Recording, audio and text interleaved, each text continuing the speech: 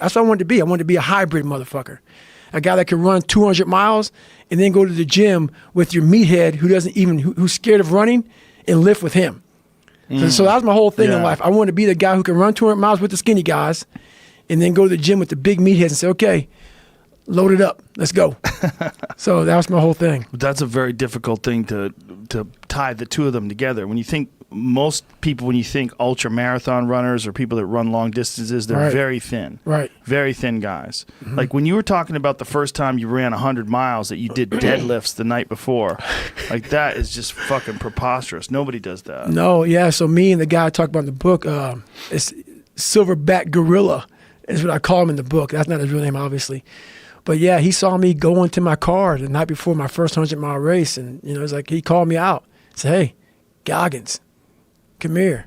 When a Navy SEAL calls you out, a guy that puts you through 3 hell weeks, you're like, you know what? Fuck.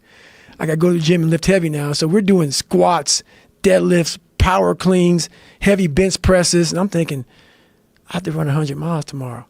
But I also knew he was coming out there to watch me. So I was like, you know what? You put me through 3 hell weeks. You were my instructor. So now it's my turn to educate you on what a human can do.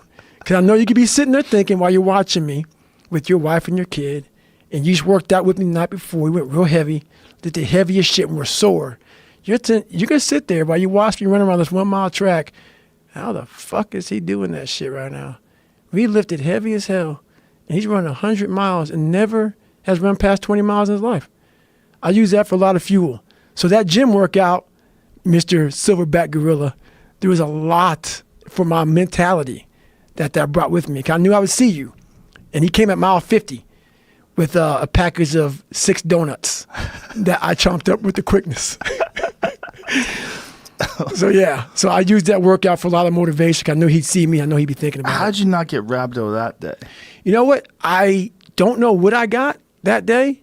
But I talk about it in the book again, that when I went home that night or that morning, that was single-handedly, nothing even close. I'm 43 years old now.